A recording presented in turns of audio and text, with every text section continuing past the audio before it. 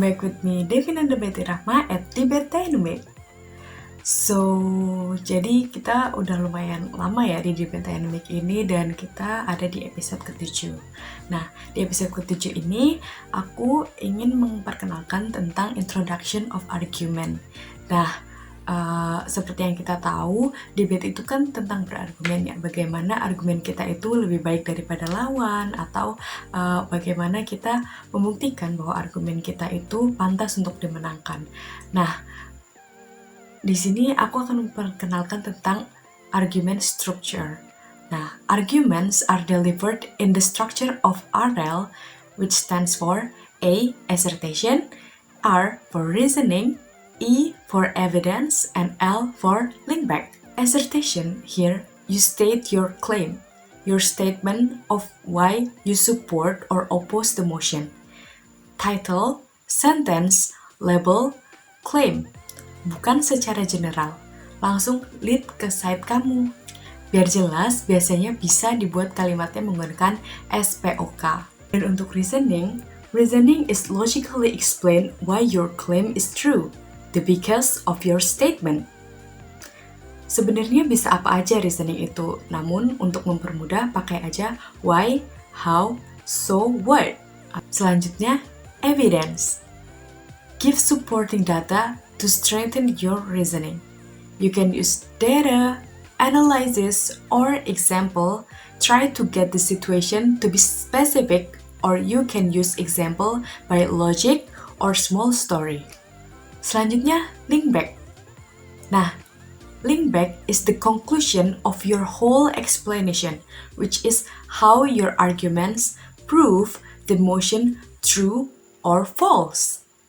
In conclusion of the entire argument as to why it proves or negates the given motion. This will highly relate to the consistency and relevance of the argument towards the debate. Now, let's jump to the first example. The motion is about beauty pageants.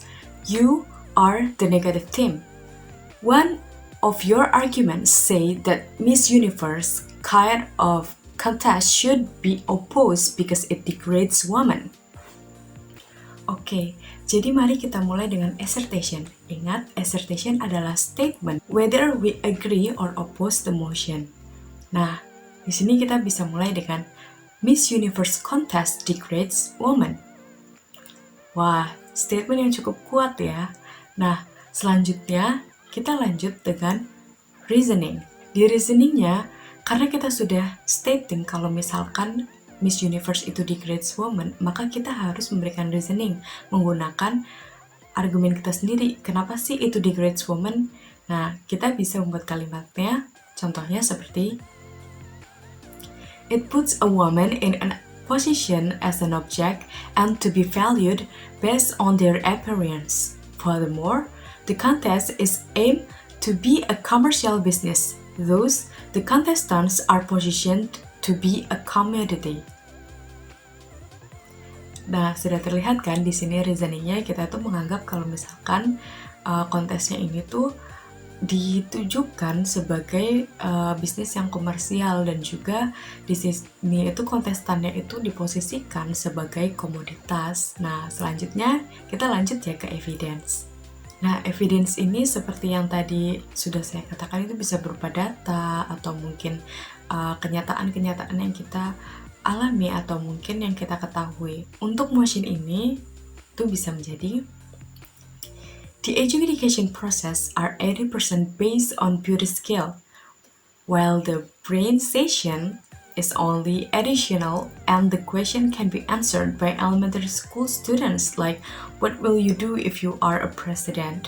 While during the contest session, the event organizer opened up many gamble sites to bet on who is going to win and gain more than $2 million in 2006 only. Nah, ini itu evidence berdasarkan fakta-fakta yang terjadi di lapangan, di mana mungkin sistem penilaiannya dan juga bagaimana sih ini tuh dijadikan bisnis komersial. Nah, ternyata di luar eventnya itu di setiap beauty pageant itu ada yang namanya gambling sites. Nah, selanjutnya dari argumen-argumen kita, dari assertion, reasoning, dan juga example atau evidence, kita memberikan link back. Link back itu seperti yang sudah saya katakan tadi adalah summary-nya. Nah, kita bisa membuat link back dari argumen-argumen tadi seperti contoh berikut ini. Since it becomes an arena of woman objectification as well as a business commodity, thus the contest degrades women. Nah, itu dia tadi link back-nya. Jadi, semua yang sudah kita katakan, semua yang sudah kita sampaikan itu, kita resume lagi dan kita sampaikan apa sih poin yang mau kita sampaikan gitu. Selain dari statement kuat yang sudah kita sampaikan di awal. Nah, selanjutnya ada example 2. Nah, di sini aku mau ngajak teman-teman di sini untuk menyusun randomized order speech into the correct order of oral structure. Jadi di sini aku sudah membuat beberapa argumen dan teman-teman bisa menyusun argumen-argumen ini menjadi arel yang bagus gitu. Karena ini masih random dan teman-teman bisa mencoba untuk belajar bagaimana sih arel yang baik itu, atau paling enggak tahu dulu nih posisinya assertion tuh yang seperti apa, reasoning yang seperti apa, evidence yang seperti apa, dan juga link back yang seperti apa. Nah, the motion is about quota for women in the parliament. You are the negative team. You want to say that quota would only strengthen the paradigm in society that women have less capability than men and undermines them in the end. Oke, untuk statement yang pertama. Nowadays, there is still a strong stigma in society believing that women are inferior to men and has less capability than men. Reserved seats in the parliament will only strengthen the paradigm that women can only sit in the parliament if they are facilitated, but not because they can equally compete with men, thus justifying the wrong perception that women could not reach the same level as men unless given privilege. Argumen yang kedua, quota will only strengthen the stigma in society that undermines women. Argumen yang ketiga, thus quota for women in parliament will only strengthen the negative perception that undermines women, hindering the promotion of women being equal to men. Argumen yang terakhir, in Uganda, public opinion that does not go in favor of women increased rapidly after the implementation of this kind of quota. This was also supported by some polling.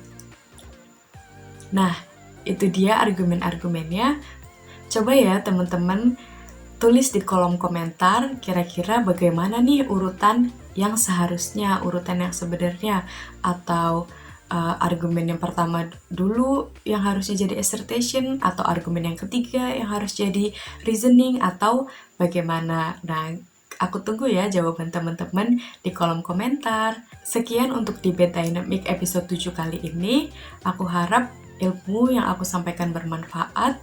Don't forget to subscribe, like, and share this video. Hope you will always healthy and keep debating.